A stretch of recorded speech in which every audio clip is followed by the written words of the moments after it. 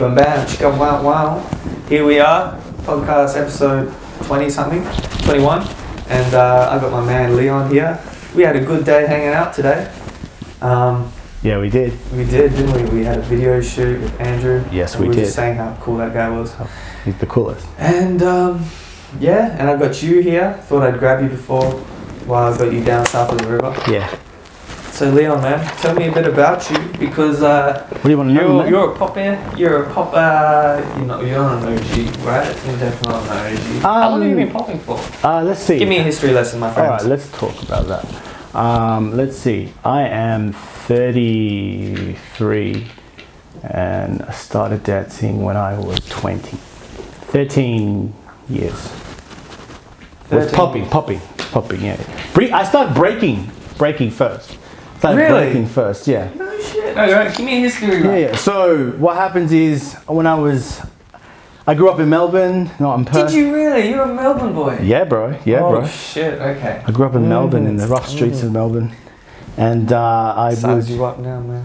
Nope, no, I'm just joking. Whereabouts in Melbourne? Are you from Melbourne? Oh, you don't. I'm just playing with you. Grew up in Melbourne, man, and yeah, my thing was martial arts, and I came over we ended up coming over to Perth, and I was about 16, and I was really into kickboxing, and that was my whole world over there.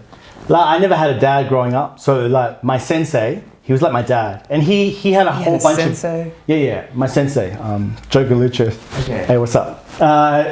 In case he sees, Dope. respect. Kickboxing. Us sensei. Is that that's what you say? Yeah. Oh yeah. Yeah, but he was sort of like a father figure to me, so I stuck with it. Right. Like the most when I was That's a kid. so good. When I was 16, I came over here, and there was nothing like that here. And I was going to a church, and Hang on, what was so different from here? there was Just going from different schools? no American kickboxing here. Right. You had Korean kickboxing, which was from Taekwondo. And Okay. it was different, and then you had Muay wow. Thai kickboxing. Oh shit! was Run like down something the completely different different. styles, man. Oh man! Wait, hang on. So there's styles where people say kickboxing here. They're talking generally about Muay Thai kickboxing. Yeah, and that's Which is- from Thai. It's from Thailand, right? It's their martial art, it's their sport, martial sport. And Sick. we practice it here to some degree. We practice a version that does not have the shamanic aspect attached to it. So it's just a sportsmanship sort of version. But there's a whole other side to it. It's like a spiritual side to it and stuff. Kickboxing that I was doing is American kickboxing. Completely different. Different rules, different everything, different heroes, everywhere. Everything's different.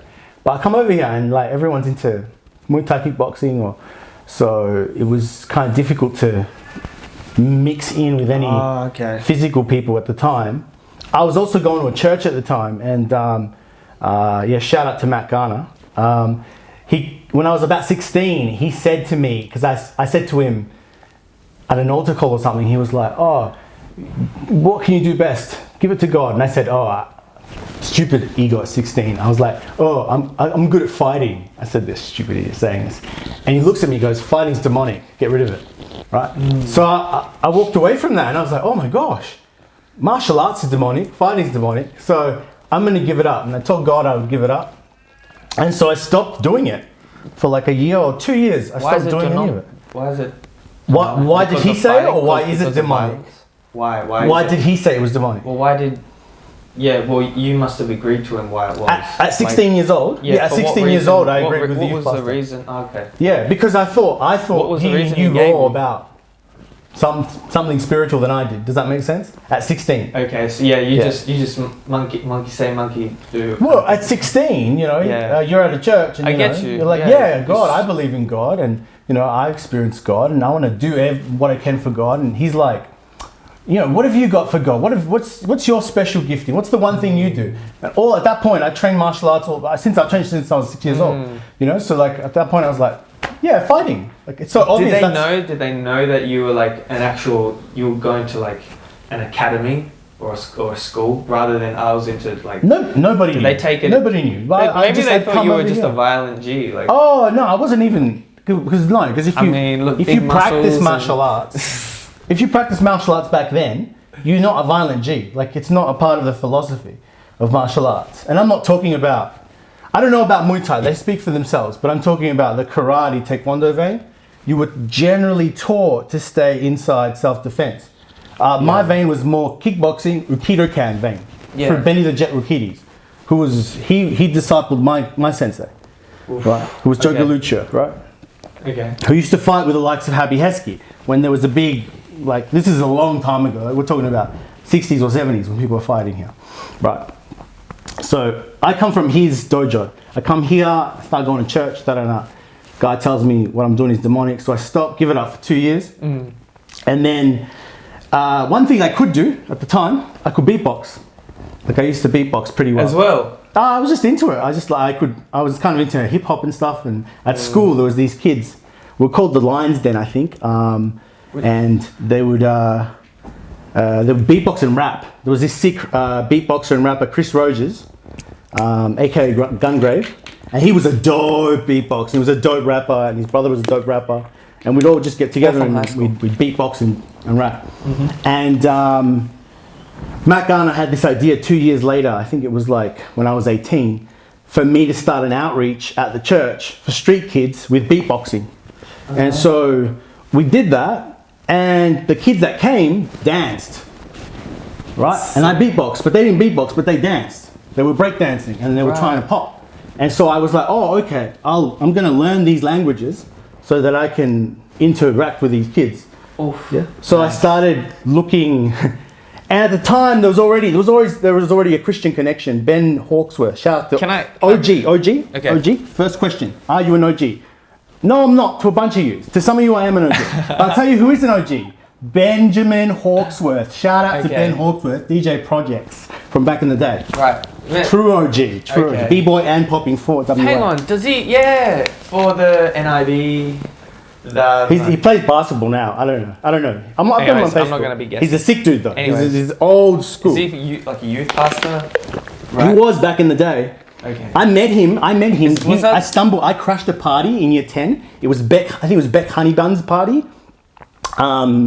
Year 10 or year 11 with a guy called Shane at the time. That was his name at the time. Crashed a party, and it was his niece's party, and he was the DJ. And he thought it was sick that we crashed the party. And I was beatboxing, and then he came up and smoked me as a DJ.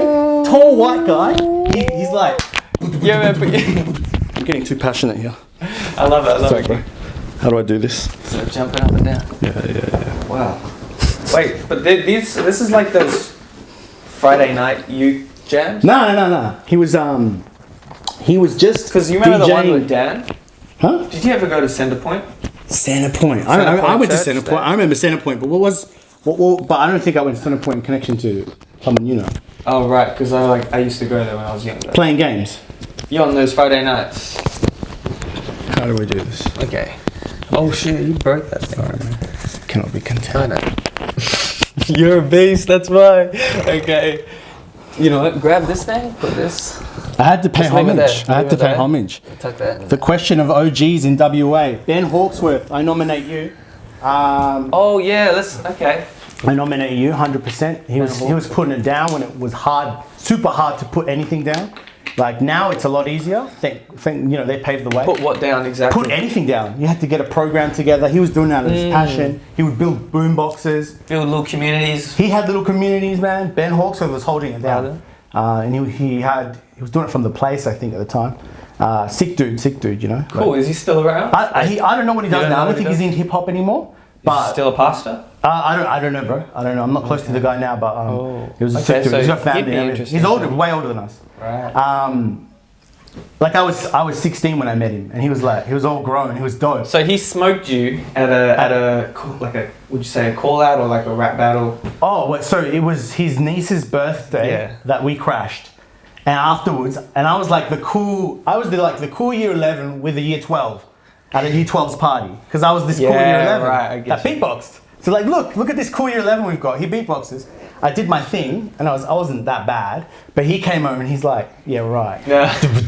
And he started beatboxing, and I was like, whoa, sick. That was sick. And he's like, yeah, I could probably. He's like, I could probably out rap you, and I could probably out dance you. And I was like, whoa, this guy's like. But you're 16, man. 16, but realizing for the first time, realizing that hip hop. already there was an image of a battle forged warrior in hip hop. Yeah, before me, and he right. was like, I can battle you like this and like this and like this and like this, and this is my niece's fucking birthday, and get the you know what I mean. It's like he was the king at the time. Oh, You know what I mean? And that's the vibe it was. That's the vibe it was. Have you seen that Netflix series, The Get Down? The Get Down. No, I haven't.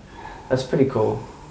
Cool vibes. Like I see, they talk about that warrior kind of. You know how they mimic like Bruce Lee and stuff and like martial arts, like when they first started dancing and stuff. Like who's kids, that? Like the breakers, b-boys, back in the 70s when they was first mimicking characters, and they had like it was all about that warrior kind of stance. I didn't know that. Oh, I was just thinking, is that why you liked hip hop? Because it has that, right? No, not at all. I was never it, or that's not why you. I personally wouldn't chase that in hip hop. If anything, for me, hip hop was a preference. If that makes sense. Like I never liked b-boys, especially b-boys when I was younger, because when I used to do martial arts, I thought it was a different vibe about b-boys back then than there is now. Oh, okay. Right? Back then. What was? Like back then, like how old are you? I'm 25. You're 25. So maybe it was let's talk about 90s. I was into that. Okay. Like almost like the end of the 90s, early 2000s. There were a real different vibe of b-boys. Okay. And b-boys was seen as a part of a rap culture, hip hop rap culture. You were in the late 90s though. Right? Yeah, like late 90s. But b-boys were seen as a part of the rap and hip hop culture here, which was seen as gangster or lethal, street lethal. Okay. To a martial artist who knew that they couldn't fight. And would bash the shit out of them every second day. I didn't think I didn't think b-boys were anything. You know what I mean?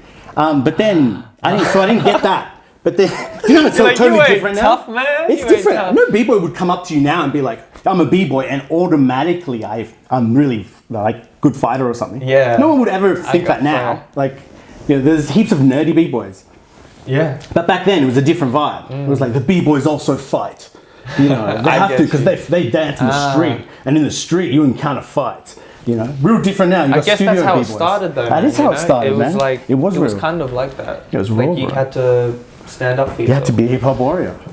Yeah. That's it, man. You had to be a warrior. And Ben Hawks had he was a DJ, he was a b-boy, he was a popper, he was a beatboxer, and also he ran the thing. It was like a program that I started b-boying at.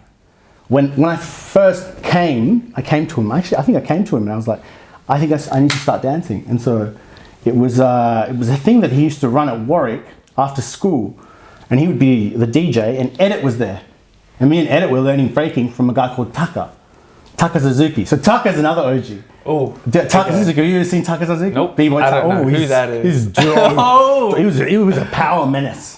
Yeah? He's a power menace. Oh, bro, you should see Taka Suzuki. I think he's a TV personality now in Japan. True story. Really? Okay, so he's in Japan. Damn. Old I school, would have bro. wanted to speak to him then. Yeah. You podcasting for sure. But so you reckon he was the first b-boy? No. Or he was the first b-boy you saw? It was like one of the first b-boys that I ever because saw. this was late 90s, sorry. No, this was early 2000s now. Okay. Like early 2000s. I'm probably off by about five or 6 years. Okay. I'm not 100% sure. Yeah, that's cool. I'm not 100% sure, right? I can't remember. Yeah, maybe man. it was late. Maybe it was later than that. I think it might have been a little bit later than that. Don't take my word for it. Okay, so Taka. It was somewhere. You and Edit were learning off Taka. Yeah, but me and Edit weren't like a team or anything. Edit was a sick dude at a thing. And I would come and I would like, oh, how do you do that? How do you do that? How do you do that? Oh, right. It was sick. And this one time Edit did a Boogaloo roll. And the first time I saw what he did with his legs, and at the time I was b-boying. I had just started learning 90s from Tucker and swipes, and I'd done my first master swipe. Yeah, so I was thinking I'm going to get good at b-boy. That's what I'm going to do. But then I saw Edit do a Boogaloo roll, and I asked him, "What was that?" He goes, "It's a Boogaloo roll." Booga what? And from that moment on, I was obsessed with popping. Oh. Obsessed with popping, man. It was bad. It was bad. Tell me how I was so obsessed. I need to know everything about it. Oh, yeah? Boogaloo? What? I've never heard of Boogaloo all these years. Boogaloo, what a word. What a strange word. What even is it? You know, and what is this movement that these poppers do that claim that is Boogaloo? Like what exactly, and why is it that no one knows what it is? Yeah. When you ask poppers, why, what is it? Oh, I don't really know what it is. Why are you moving like machines? You know what I mean? Like, it was like suddenly like, whoa, what is this? Maybe this is bigger than an outreach, you know? So then I'm running these outreaches, but I'm using the space to learn dancing from the dancers. Yeah, and occasionally I'll do beatboxing. Yeah, right. Okay. That's how my dancing evolved. Yeah. Ooh, so tell me, like when you were so obsessed and fascinated with Boogaloo, like what is Boogaloo? It was bad, bro. It was an addiction, bro. Tell me what someone who's addicted knows about addicted to Boogaloo. Yeah, bro. I'm speaking to all the poppers deep out there in isolation right now. You know what I'm talking about. Oh. Boogaloo. Oh man, addicted to Boogaloos. It's a strange. It's like a let's call it the Boogaloo fever. Right. Oh, got a Boogaloo. Yeah, because there was a bit of like funky disco sort of vibe to Boogaloo. Like when I first started learning about it. Yeah, Boogaloo's like so you got popping, right? So Boogaloo's like the rolls in the popping. So it's like a dimension of movement in popping, right? The popping. Like the old man? Yeah, the old man. That's Boogaloo. A Boogaloo. It's a type of Boogaloo. Yeah, that's right. But boom, like I use that move in break. Yeah. We use it. I want to try to use a lot of Boogaloo in boxing too, believe it or not. With pivots with your feet stance. There's tons of it. There's tons of it in martial arts, you know. So it's interesting. That's true. It's interesting, right? Because it's interesting because I stopped doing martial arts and gave it to God, and then I got something else. I got an obsession about movement that had nothing to do with martial arts. You know, so take us through a bit more what Boogaloo is. Sorry, because I interrupted you, but I wanted you to. Boogaloo is the circular kind of. Well, how did it start? Like, do you know much about the history of how it started? Boogaloo, the word Boogaloo. I know where was founded the movement. Oh man, see, okay, that's a good way to put the question, right? Because we have a history that's told to us that Boogaloo comes from Boogaloo Sam, right? And that he's explaining to Popping Pete. This is what I've heard from other people that have heard from other people that have actually met these guys, right? Okay. So I don't know how much Chinese whispers. Oh shit. Okay. The one I Just heard, tell us your. The one I heard, Popping Pete, was popping in the kitchen next to Boogaloo Sam while Boogaloo Sam was cooking dinner. And he says, "What's Boogaloo, Boogaloo Sam?" And Boogaloo Sam goes, "Boogaloo is stirring dinner." You know. And so the idea is that Boogaloo is this motion, but with love. You know what I mean? It's sort of vibe, you know? It's this motion, but with love. Because that's how you stir. You got to make it with, stir it with love. You know what I mean? So that's how I understood it, but I only understand it now. When I first saw it, I didn't understand it. And so I was obsessed with trying to even understand it. Yeah, right? okay. Because it was this movement that would travel like this, and then it would continue. And I knew everyone that I saw practiced it at the time seemed limited. They'd move a little bit in it. I wanted to see the whole range of motion. Right. I was just curious about movement, I think. Okay. Yeah. And there's a relationship with that movement, right? Like so what are you saying it's with love? Is that because it's something to do maybe with patience? Like when you get into that movement, it's like, yo, don't rush that, man. Do it like you love it. Is that why? I think it means do it with appreciation and gratefulness of being in it. So, or maybe that's too deep. Maybe it just means do it and follow a recipe of like things. Be conscious. I don't know. Yeah. Okay. But be still. Maybe. I don't know. Too philosophical today. Yeah, right. I hope you didn't get too deep. Too deep. Teaching. So I want to know about Boogaloo, man. I want to know what you know about Boogaloo. The Boogaloo actually. Well, you could teach me because I don't know. Yeah, I don't know either. No one knows about Boogaloo. For me, this obsession. Okay, so the real question was then, where does who actually originated the movement? So I just told you the history, right? The history that's been told to us that I can't prove, no one can. Yeah. It's just whatever. You just look it up on the internet. But the movement, I mean, how does it feel to me? It feels like what it looks like orbital, like planets and things are moving. It feels like they're moving like this, right? And then so I was doing my own research. There's these Sufi Muslims. Have you ever heard of them? No. They're these dudes. Yeah, they're Sufi Muslims, and they do spinning. They spin in they spin in a certain way, really, really, really fast. Who are these Sufi Muslims? Muslims. I don't know too much about them, but I know that a part of their ritual or religion is spinning. You know, because they believe they're dancing like the planets, and so I'm not sure who originated the movement, but I actually want to ask that to some Muslim friends. Like, that's interesting. Yeah, well, I don't know, Sufi Muslims they're called. You can just YouTube it if you want. I'm not an expert, but yeah. So I don't know who originated the movement. God, I guess. Who the maker, the creator, the spinner. Yeah, the one that makes us spin, that makes us roll, shoulder roll. What's that other sequence? There's another sequence, the Fibonacci sequence. Oh yeah, all that spiral stuff. Okay. You really feel it with Boogaloo. The spiral, you feel it. The deeper you go, you're like, whoa, everything is spherical. Yeah. Or crashing. Yeah, but in that style of Boogaloo, because then you've got other stuff like, this could have its own philosophy. What's this? Tutting. Is it tutting? Is it tutting or they do? What's the one that PJ does? King Tut. King Tut. Yeah. Okay. Because it's a bigger tut. Yeah. Is that why? Oh no, that's really cool. That's really cool. I've never thought about it. Oh, then why do they call it King Tut? The style comes from the history style. From what I believe is that the style comes from That's so cool. You know the cartoon of Bugs Bunny, and he's hiding inside a hieroglyphic. When he's getting hunted, he hides inside a hieroglyphic like this. Oh, okay. And then he goes, shoo, and he's like, shoo, and he's trying to hide inside the hieroglyphic. And so oh, really? Yeah, I don't know. I can't remember who was it, but someone was watching that and then was like, oh, I'm going to do that. And there's another guy called King Boogaloo Tut, and he was from back then, so he might have originated the term or whatever. But the assumption is that, like, we see that it's, the assumption is that it's just a dancing move, but you do see it in hieroglyphics. Man. Why were the Egyptians tutting and moving? Like, come on, someone answered the question already, right? In all the hieroglyphics, they're always tutting. Why are they doing it? Oh shit. You know, if you look at the Greek and the Roman gods, they're always posing. They're like this. They're like bodybuilding. You know, why are they doing that? Well, it seems like all cultures have their own type of dance as well. Their type of movement, yeah. Their own type of movements, their own styles, you know, in different cultures.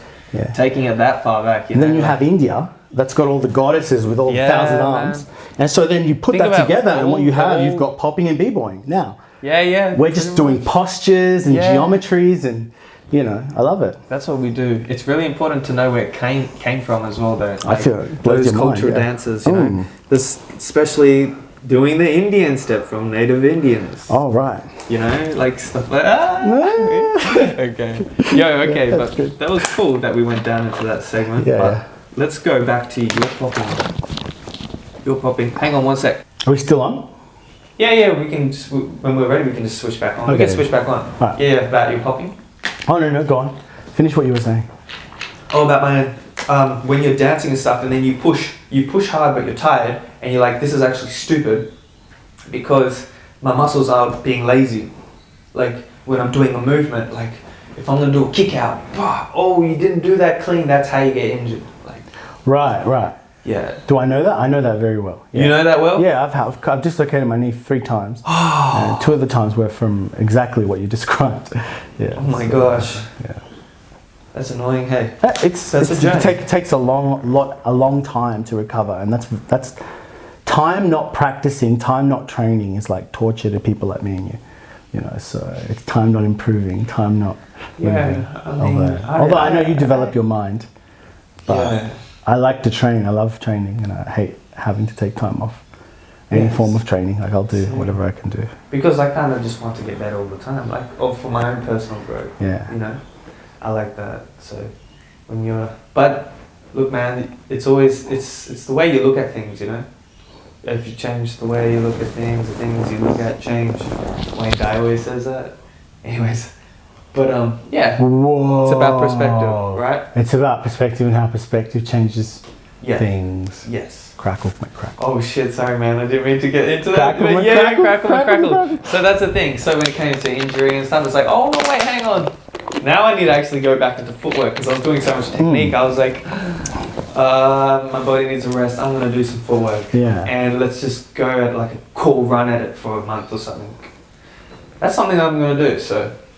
And then my body will have time to recover from all the other shit, and At least I can skill up on something else, man. Smart. That's the way you look at shit, hey. Awesome. You do that too, man. Like, I do it because I have to, because I get injured, because I went too far, and then I'll. But it's changing the way you're looking at it. I'll dig the silver out of any toilet. You know what I mean? I will, bro. Wait, I will. Give me any bad situation, and I'll turn it. Yeah, for you. exactly. I'll You flip always it. on it. You always in like prime mood, man. I have to. Bro. You're so like. I love your energy, man. Thanks, bro. Yeah, tell us about how you started. No, you're on your journey, right? Yeah. So, like, what have you experienced in popping?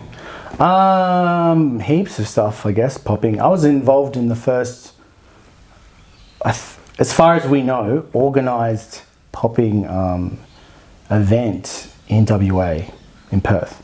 What? Yeah, at a thing called Perth for Jesus. It was called the Citywide Get Down.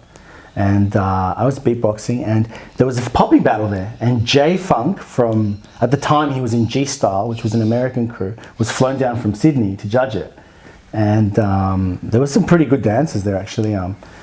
Shout out to Funk Medic Anthony, who's one of my teachers. He's also OG nomination, by the way. He was on such a high level of popping and tutting that none of us could even perceive him back then. So we didn't, like, he was incredible. Like, truly incredible. Like, he was doing stuff that they're doing now, like back then. But he was there, and Scott won. Scott actually won that competition. Nice. Yeah, and I think it was the first major competition that he won. So congratulations to Scott. Scotty Main, Lord Smain, shout out from Alpha and Infinite Soul. Yeah. But yeah, what else? Popping. Lots of injuries, tons of injuries, tons of battles, tons of losses. Couple of wins. Tell us about some of the wins, man. Some of the wins, okay. Let's count. I had probably like the major win was I actually won our first internationally judged popping event. Yeah. Sick. So the first internationally judged popping event was judged by a guy that they flew in from Korea by the name of JG. Who he's dope. He's a dope music producer, a sick artist, and he's a sick popper. Yeah. He's sick. He did all of it, and he did all of it to very high quality. So and it was a sick event, and it was a hard battle actually, because I almost didn't make it in to the top 16. I had to battle. I think her name was Money at the time. I had to battle Money to get in, but when I got in. I had to battle everyone. Like, I think I had the most battles out of everyone. What? And then what was the format of this battle? I think it was top 16. Okay. But because I had to, I had draws as well against almost everyone. A lot of draws. So I won almost every draw against everyone. That would have been that's always the intense ones. It was intense, man. Yeah, he's like draws, then, next win, draw. And then there was this guy that I absolutely had no chance of beating. Like, I don't know, maybe it was like something special was going on that night, but Shin from Groove Eternal, he was from Korea too. Wow. And he was ill, he was sick, there was a bunch of them at the time, like they would come over here, but he was sick waver, sick popper, Korean style. Yeah. I was just doing foundation. Yeah. Because foundation was still really, I still needed it, so that's why I was doing it.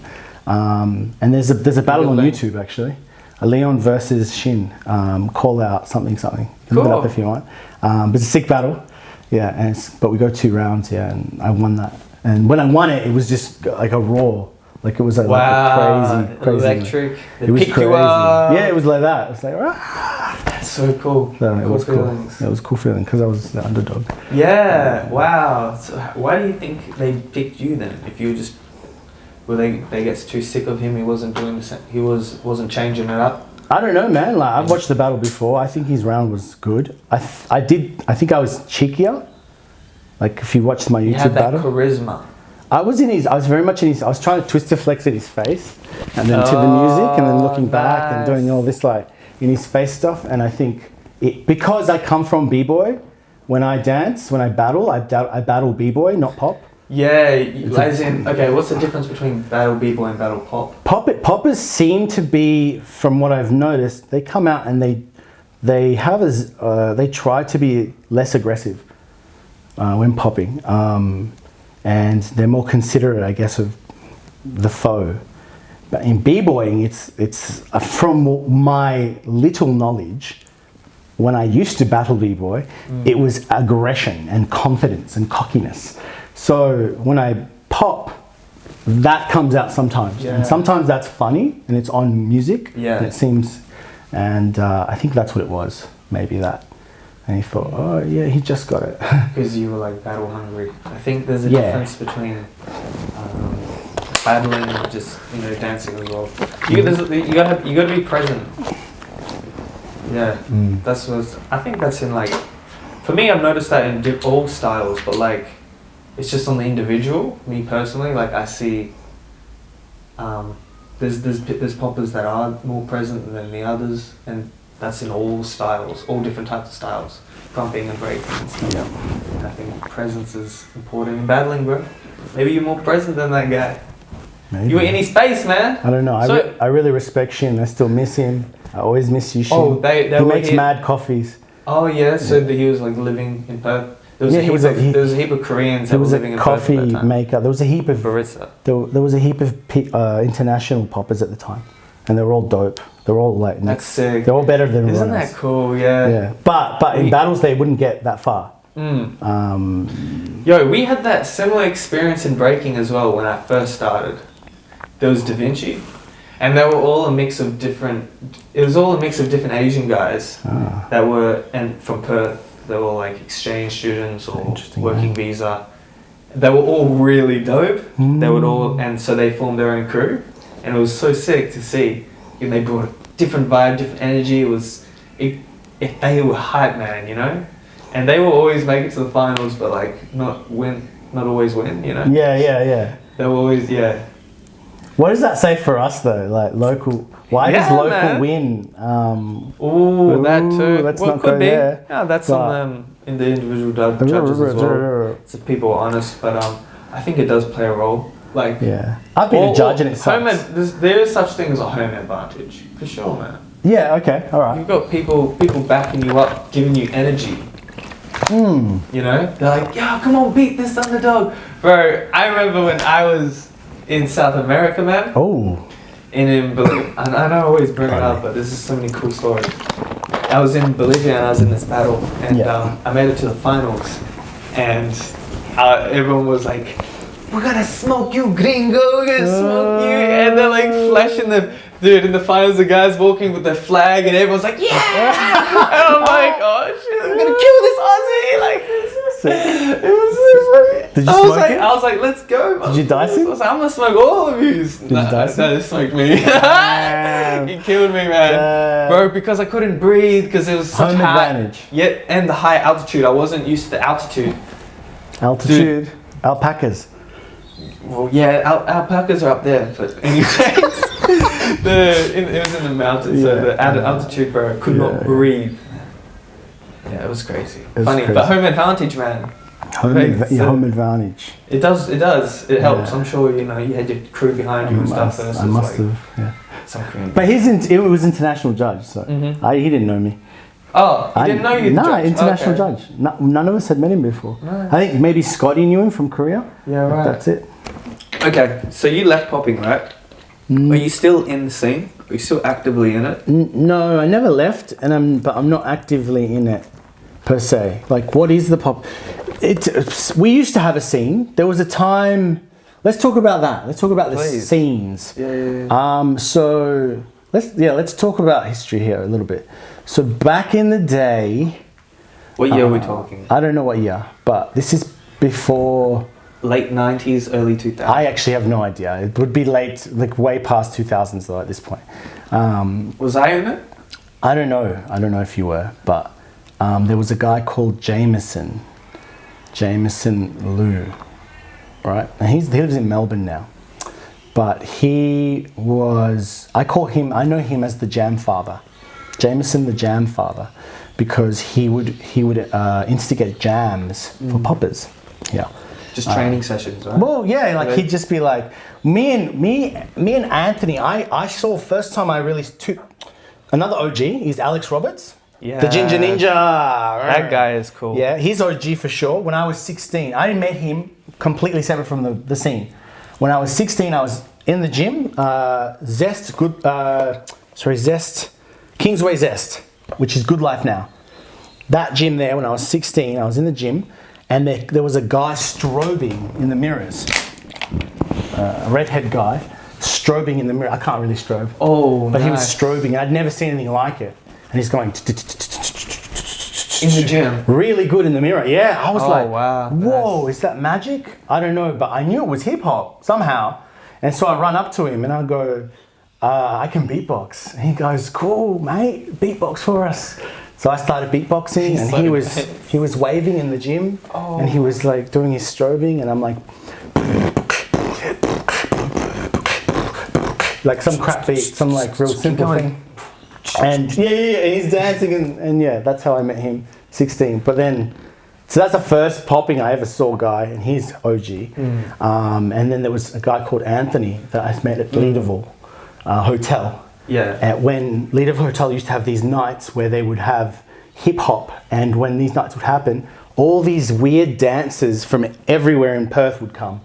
And they were all kind of dressed weird, and they would start a circle, and they would do all sorts of, some breakers, some poppers. And one time I was watching it, and there was a guy, he walked in like a cyborg. He came, there was a circle there, like a Leaderville Hotel, and it was like, there was people standing there, and then suddenly these people split, and there was this figure, and he was like, and his body, he had such control over this area and this area that it looked like he could hang it and then walk this way. And then he went all the way to the middle, and everyone was like, whoa, who is this guy? Like, and he was dressed awesome. He was dressed like kind of like Elvis kind of dressed. Ooh. He had white pinstripe pants. This is like Elvis Michael Jackson dressed with a cool hat, and that's a stylish dude. He was so cool. He was like JoJo's Bizarre Adventure JoJo. And so I'm watching this guy come in, and then he goes, starts doing the craziest tutting you've ever seen. Takes it to the floor, starts going backwards like this, and doing stuff that I'd never. It was so complex. And so mechanical. Yeah, it was insane. At that point, the only person I'd ever seen that was a similar level was Spades, who did a completely different thing with Boogaloo. Right. But these two had never like met, and I was like then obsessed with trying to get these two styles to meld. Yeah. And my style is sort of like, because Spades is the one that taught me Boogaloo, not really? No, not Edit. Edit just showed me the Boogaloo roll. Yeah. And I've been in a few classes. Respect to Edit. I learned heaps from Edit. Just copy because he's so dope. Yeah. But Spades like was my proper teacher for Boogaloo. That's so sick. I used to be able to do his style. I can't really do his style anymore. But then I saw Anthony. Spades is an OG, right? Kind of. I don't know if he consider himself an OG, but I kind of consider him an OG because he was above me. He was before me, and he was in Systematic. Yeah, he was. You know who introduced me to Spades? Rami from Systematic. Yeah. He told me Spades was his manager. Really? That's cool. I don't know if I would love to get one of those guys on. And he told me that Spades was a magician. I didn't know Spades was a dancer. He is. He's a magician, bro. He could like touch you and like steal your watch. I didn't know. I didn't know he was a dancer until I saw him get down. I was at Metro's one night, and I was with Rami and all them in that area, and Benny Benz was there, and he was popping, and Spades started popping, dancing too, and they had a battle, and I saw them get down, and I was like, you guys are so cool. They were cool. Everyone was watching them. They weren't like the poppers or b-boys now. It was just like dope. They were just fresh dudes. And Benny Benz could do this trick where his hat would come over like this. Like somehow he'd pop and then his hat would come. I could never figure it out. But yeah. So my style's a meld of those, I feel. Sick. Yeah. Anthony. That's cool, man. That's really nice history to hear. Yeah. Sick dude. So going from there, can I get a timeline? Like, and then moving on from there, like what experiences, or what was the history, you know, right up to say Woolies Jam, before Woolies Jam started. You were at that, right? Yeah, that was Woolies Jam was that great. was like 2000. I don't know. I would say 13 or 14. Yeah, but we jammed. And then finished. We were jamming before Woolies. Yeah. Were you in the Forest Chase area? Yeah. That's what, and the poppers were there too. The poppers were there. There was a popping scene. There was a popping scene, yeah. Oh, tell me about that. Yeah, Where was it exactly as well? Mostly, it was near Myers. It was outside Myers. Oh, which side of Myers? Like where you guys used to jam? Okay, you know, Yeah. so we call it the Woolies Jam, you call it the Myers Jam, right? Because we were above Woolworths and you were at the top of Myers. Yeah. In Forest Chase, you got the Myers store. Yep. And then on the veranda, is it near the bridge crossing David Jones, right? Oh, right. Okay. So I see what you're asking. Is that exactly what you're saying where the popping scene was, where you guys were popping? Yeah, we were kind of dancing out, but it wasn't really popping. It was the bridge. Sorry, that's right. The bridge. There was so that bridge in Forest Chase where the cat skin was. I forgot about that. Is that the spot? I'm really glad you mentioned that. I was going to leave that out completely. Forgot Yeah, about the bridge. because I never experienced the bridge as well. The bridge was this is the part that I'm trying to. The bridge was pretty awesome. The bridge was pretty cool. Yeah. Okay. If you were part of, I would love to hear what your perspective was. was. That's cool, man. It was really cool. What you remember? B-boy drama back then. Okay. He was the coolest, and Natty, he was the coolest. They were all the coolest. Natty who? Nice? I don't know. Is it Natty Nice? Cut Nice? Okay, I'm saying Natty. Anyways. Sorry, that's how I know him. Yeah, okay, Natty. Was he a b-boy? Yeah, he's still a b-boy. Oh, Natty from Zero. Yeah. Yeah, Natty Nice. Okay, yeah. Sorry, my man. Yeah. I didn't want to call out the wrong one, No. but I'm not calling you out. No, dude, come. Shut up. You're good. All right. Oh my gosh, he comes and tries to battle me. No, he's not. He's the kindest soul, man. I know. He's a beautiful person. Beautiful soul, all of them. Drama was back then, and then there was 2 blocks in the bridge, and there was people trying to get moves, and there's people that could do moves, and they were like in different blocks and stuff. Right. Okay. Yeah. Okay. So it was like a beginner and intermediate spot, like part. Yeah, but it wasn't that friendly. Like the vibe wasn't like that. The vibe was as soon as you got it, come. Like so you had to be very. You had to kind of fight to be there. Yeah, which is really which is a good. Well, okay, was this for popping or for breaking? I feel like it was for breaking. Yeah, I popped there, but like it wasn't like. Were you breaking there as well? I was pretending I was trying to break, but so I was you just were like interacting and popping. So I was in that other group for a bit, but I didn't even know how to pop really. So in the teaching section where they learn foundation and stuff before they go into. Yeah, there was always people teaching you things. Like put things together. But there was no one teaching popping, but like there was always people teaching. Figure it out and then join us. Oh, not for popping per se, but like the b-boys were there. They would help you do b-boying moves. But like popping, we didn't know foundation back then. Yeah. Foundation was brought. I'm going to say this right here. Maybe a little bit by Boogie T, but mostly. I feel foundation for us was brought by Scotty Main. Right? He went over to Korea for a while, and he came back, and he was like, he had leveled up so much, and he finally understood what he was doing. Before we didn't really know what we were doing, and that it was the thing that we were doing. We were trying to look and dance like the people that we were watching. He came back and he was like, this is this, and this means this, and this is why this is this. And so it's like he gave us common sense. So before that, we were all just jamming and stuff. There was no area. There's no disciplined area. Does that make sense? Yeah. Okay. So it was really the disciplined area became where our Myers spot, your Woolly spot is. Yeah. Okay. And sometimes it was just Scott, me and Scott. Sometimes. Oh, okay. So you didn't have a designated jam spot or anything? Training spot, and then you didn't have a designated training spot. You just had a jam spot outside of Myers. Well, by the bridge. By this time, I was perhaps good enough to be teaching popping, what I thought was popping at the time. So I had access to a studio, and Scotty came to that studio occasionally, and he would practice.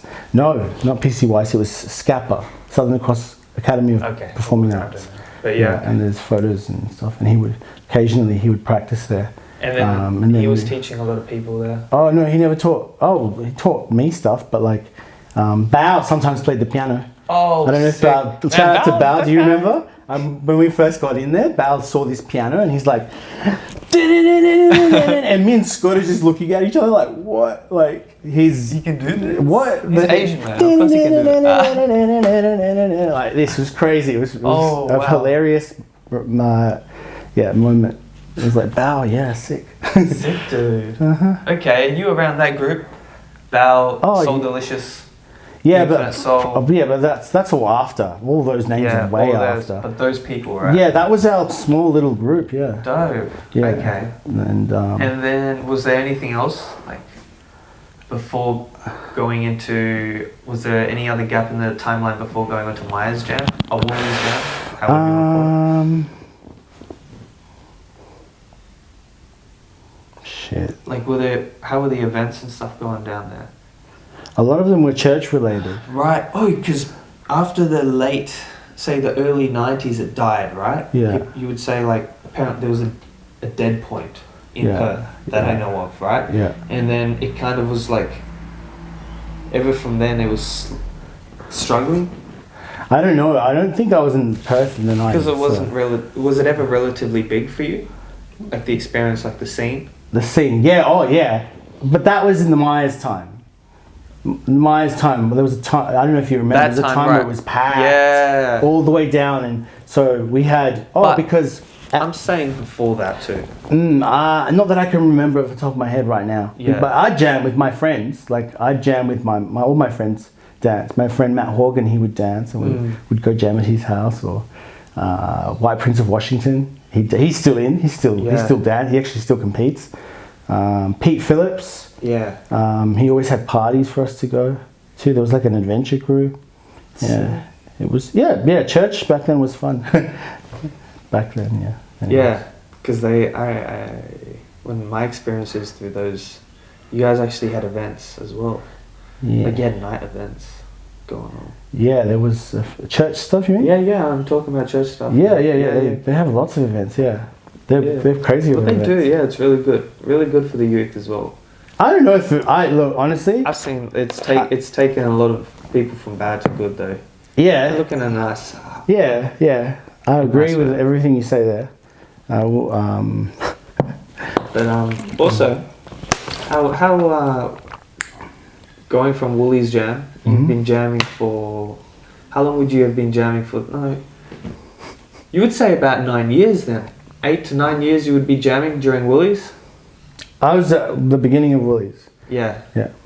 Okay. Yeah. Oh, what? You started then? Yeah, for sure. Okay. And then what? I didn't start then. I was before that. I'm prehistoric. I'm before Scott, before Bal. They'll all tell you. Yeah. So you were 9 years in, right? From Woolies Jam, like when that happened. Well, I think so. Maybe. Yeah. And then, because I know that is when I first got exposed to you. Like I met you for the first time. Like we've brushed shoulders, we've introduced each other and stuff like that, right? I think so, yeah. That would have been the first time. Maybe, yeah. Maybe you came down to the post office as well. Yeah, I'm at post office. Yeah, I think I've seen you come down. Yeah, I came to post office. Cheryl used to bring me down there. Big girl Cheryl. Shout out to big girl Cheryl. Yeah, she used to dance with me. I don't know who that is. Big girl Cheryl. She used to date B-boy Rio. Shout out to B-boy Rio. Yeah, right. They were engaged from Conqueror's crew, Rio. That guy disappeared, man. Oh, I don't know. Okay, sorry to hear that. No, yeah. He's a sick dude. No, sick guy. Yeah. I've got some cool stories about all them.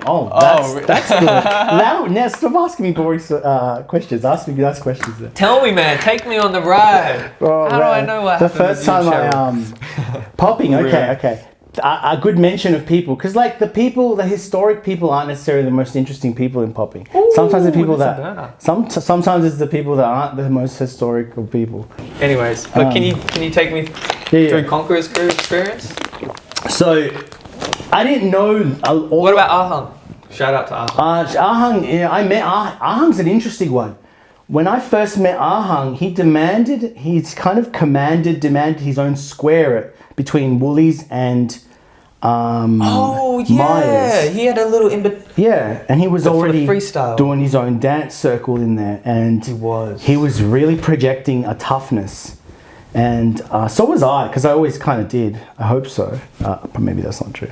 But like when I first encountered him, I was like, oh, he's a bit of a tough guy, you know. But I remember him when he first rocked up. Yeah. Yes. Okay, so you weren't hanging out with him though. You were hanging out with Conqueror's crew more. Like Jester, tell us these stories. So this Josh Nicholson. Do you remember Josh Nicholson? He did stretchy stuff. He did stretchy stuff, and he was a serious popper. Yeah, for a while. Okay. And he used to train under Nathan, I think. Nathan Donald. Shouts to Nathan Donald. Nate Don. I met a guy last night who learned from Nate Don.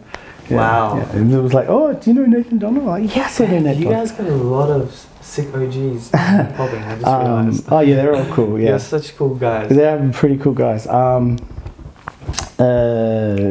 What's this guy's name?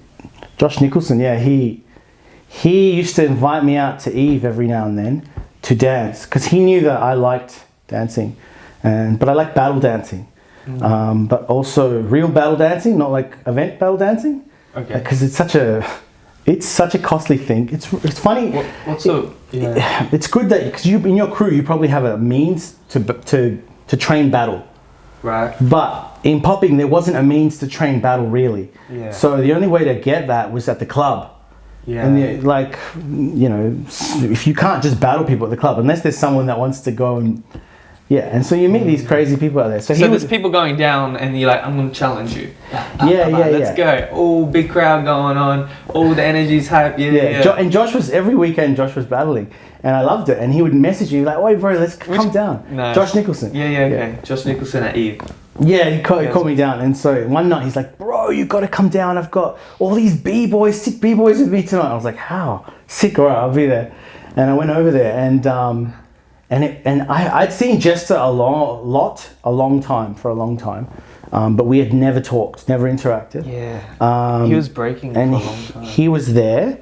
Rio was there. Mad Mike was there, and I already knew Mad Mike. And Idris was there. I was already friends with Idris. Peter was there. There was a lot of lethal dudes there. Yeah. With Josh Nicholson. They had a cool crew. And Josh Nicholson would instigate battles to people. And so he would come out and do his his thing where he would, was it Y stance? What he did? W drop? I don't know. He'd get on one hand and he'd go straight up. 90? He'd kind of do a 90 or something. And then he'd call people out into Eve and they would come out and they would drop down and like do all sorts of like weird dancing, and some of them were pretty good. But then he had a whole bunch of lethal dudes behind him, and so Jester would come out and Jester would battle, and I saw Jester and I was like, oh dope. And then Peter would come out and he'd crump. Yeah. And he was like he had a smoky crumpy style at the time. Yeah. That was like, it looked really, that was bizarre. Peter's got a nice style. It was dope, and people were crumping in the clubs at the time. And then Mad Mike would come out, and he was actually too much. I think he would smoke people too hard, and then people would be wanting to kill him. But I was there. So he's a very competitive guy. He was he was amazing though. And then I'll never forget Rio, because I'd never seen Rio before, and Rio came out and he just did footwork. And he was a machine. It was like yeah. And then after they smoked everyone, we went upstairs to that weird dance floor, and then Jester was popping. He was like, "Hey, do you like popping?" I was like, "Yeah, I like popping." And then we became best friends. Oh, nice. He wouldn't call me a best friend, but you hang out with Jester a lot. I used to hang out with him a lot. I miss that guy. Jester's a nice guy. He's the best guy, and he beatboxes sick. Yeah, he's a dope beatboxer. He does a lot of things. All things. He's good at all. He's locking now. He's into his cars a lot. Yeah, we were almost in a band together once. What? Yeah, and we went to a jam, and then we all ended up dancing. Yeah, everyone that was there. Nice. Oh damn. Okay. Anyways. Sick. So you were always hanging out with them? I wasn't always. That was like that. Not always. You were good friends. Yeah, I like them. I love them. Yeah. So what are you doing right now at the moment now? Leading in from that experience, dance wise. Yeah, dance wise, what you were doing. I taught. What other art forms do you do? Oh, I do a lot of things. Like I do lots of things. Dance wise, I try to do my own style of popping, I guess, and my own style of movement. I haven't had much of a chance to really practice for a while, but now I'm getting more into it. like practicing because Yeah. usually I practice martial arts. Yeah. And usually my body's drained from that, but I'm keen to, do that. I was running a jam not so long ago at another church called Ultra Jam, which you came to. Oh yeah, I did. You came to, yeah. I did. That was in Balcata. No, it wasn't. No. It was it was in. It was like north of the river somewhere. It was right near your house at the time. It was in What? Northbridge, at a church, and we pulled the chairs back and. Did you? Yeah, do you remember? Hang on. Northbridge. Right, that was on that upstairs one. No, Heart for the City. No, not IMAX. No, Heart for the City. There's been tons of church jams. We've always been to a church jam. Eh? Yeah, I remember one that you and Javier. No, it wasn't you, was it? Yeah. You were judging. Yeah, I was a judge. Yeah. Back to the streets. They want to make another one. Yeah. Back to the streets. Yeah, because Dan, I ran into Dan yesterday. I saw him, and he was talking. Shout out to about- Dan Sheik, the Sheik. Dan Sheik, yeah, that guy's really nice. Shout out to Duffy. Yeah. Duffy. He's congratulations, getting married. Oh, really? Yeah. Nice. Yeah. He's sick really dude. cool people. Nice. They're people. beautiful people. They like yeah. their fighting too. I would only go there if I went to the church. It would only be there under Dan Sheik, the Sheik. Yeah, because he can like. I got a story. knows, he That's a understands. story. Go on. That's a story. Go on. All right, check this this is out. the finishing story too, and then we can get you the beatbox out. Dan Sheik from Perth. Perth. Was it Half of the City? Yeah, he. Which is a church. Which is a church. In the city. I met him when I was 16. There was this shout out to Dave Hack. He was throwing parties at different places, and there was this party at Bayswater Baptist. Not Bayswater Baptist. It was a place here near Osborne Park. I can't remember where it was exactly, but they had. I think it was in Osborne Park. They had a big playground in the church, like inside the building, and inside the building they had heaps and heaps of those bowls that you can jump into, the coloured bowls. Like a ball pit? Like a ball pit, yeah. It was in the church, so Beachway Baptist, that's what it was called. Right. And Dave Hack threw a party there one night, and there was every church youth group went, so it was packed. Sick. It was packed. Oh, shout out to Mike, B-Boy Mike. He was dancing He was before in the there? scene existed, yeah. B-Boy Atlas, dope guy, went to the army. Oh, you're not talking about Mike Clark. Nah, before. Oh, okay. Mike, I can't remember his surname, but I met him at Planet Shakers, and he was b-boying on the floor. Nice. And he was dope. We were there. I was there with him, and this huge fight broke out, and there was this massive guy because we went At to a church? We went to Lakes. Yeah, it was a church party. A big fight broke out, and we were there with Lakes, the Lakes youth group, and the biggest guy there was Simon Flower, and he was like 6'5" or something at least, and he was massive. And we ran out to see the fight, and we saw Simon Flower, all these people standing behind him, and one Dan Sheik with a singlet, and he looked like Riddick. Oh, he kind of looks like Riddick. He was like, he was furious, and we were like, oh. And Simon Flower was standing there, like going, "Chill, dude, chill." And Dan Sheik was like, "Oh," and he was getting angry. And he's like, I think he was threatening. I can't remember if he said anything, but I was like, "That guy's so cool." Everybody was scared of him. The biggest guy was scared of him. He didn't fight. I don't know if he just fought broke him. out his own. He was just like angry, or like Simon Flower pulled him off someone or whatever. But that's how I met him, and then he became my senior pastor. Like when I go to church. Oh, how old was he then? I don't know. But he was a little older than the people at the party. Yeah, so he was like someone brought him. Maybe he was a bad like a senior kind of like. I can't. Bro, the memory's hard. That's a hard memory. Yeah, okay. It was quick as well. It was intense. He seems like he loves his like fighting. But this guy was massive, bro. Yeah. My Simon Flower is massive still. Like, and Dan Sheik's not super tall. So No, like he's not. to see someone like that. Yeah, okay. Like, and he looked lethal as. So we're all like, oh. And now he's the senior pastor. How good is that? That's funny. There we go. Shout out to Ozzy as well and Sergio. Yeah, Ozzy, I saw that guy too yesterday. Oh, they're nice guys. They really help. They tried, like they did quite a bit, man, to like encourage the street dance community as well. Throwing jams. Respect to those guys. Back to the Street came because of Ozzy, and he pulled a little conference with me. Man, shout out to Ian. Appreciation. Shout out to Ian as well. Ian, Melodic. Oh yeah, the crapper. Melodian, sorry. Yeah. Ian. How are you, Ian? Yeah, Ian, because we got a meeting with Ozzy ages ago, and he was getting us into schools to dance and stuff. Yeah, sick. I think Nadia was in the meeting as well. Nice. Nadia. Yeah, because they're dating. Yeah. They're in Melbourne now too. I didn't know about that. Congratulations. Yeah. Grand. Yeah. Dope, man. Wow, nice history lessons, bro. Thanks, man. This is all jumbled. I really appreciate it, though. You just coming. But before we go, man, you got to finish off your beatbox. Come on, give it. Oh, so what do? I teach popping and beatboxing at Studio Dre. Do you really? Yeah, I do. You teach that now too? Okay. I had a workshop the other day. Oh, yeah. I thought you did workshops on like school holidays, and I was like, that's sick. Leon's there teaching beatboxing. Yeah. That's dope, man. Yeah. I would hope to see you more often there. Yeah. Shout out to beatboxing, Scott. I could name OGs about that. That's what we should have talked about. Okay, well, we might have to have you on another time. Beatboxing. Beatboxing. Well, you can finish this with a beatbox, man. Oh, what should I? I'll do. Give us your favorite song. No, I'll do. Have you made us?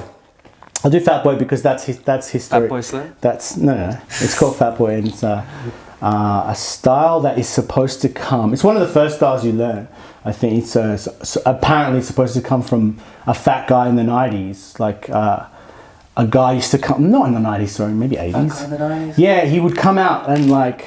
There's a guy called Dougie Fresh who'd rap, and maybe there was a fat guy that come out with him, or like a guy that was dressed in like, I don't know if you've seen this, red overalls, and he had a boombox, but he's kind of fat, and he dances. There's that image. Is that in a movie? I think it's something like that. It's based like something like this, right? And the idea is that he's fat, and because he's walking up the steps, and he's about to rap, but he's too fat, so he can't breathe, and so he starts off like this. It's awesome. Go on, let's go. Let's hear it. It's called Fat Boy. Let's pretend this is the mic. He's like walking up the stairs. He's like,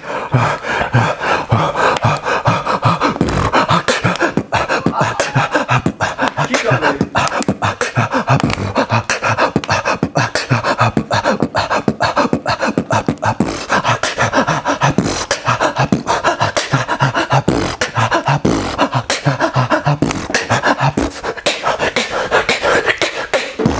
Anyway, there you go.